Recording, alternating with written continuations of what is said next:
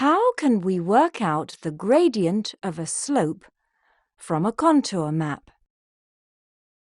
Gradient measures the steepness of a slope. It is the ratio of the vertical distance to the horizontal distance. Let's calculate the gradient of slope xy in this contour map. X is the top of the slope, and y is the bottom of the slope. The height of x is 600 meters, and the height of y is 300 meters. The vertical distance between them is 600 meters minus 300 meters equals to 300 meters.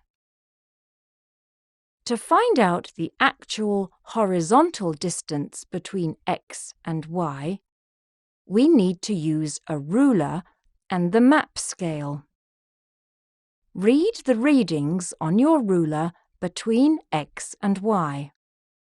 It is 6 centimeters. The map scale is 1 centimeter to 200 meters.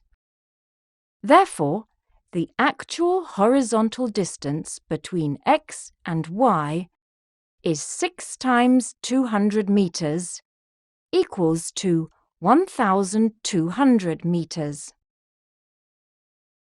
Now work out the gradient of slope xy. Gradient equals to vertical distance over horizontal distance, that is 300 over 1,200. That equals to 1 over 4.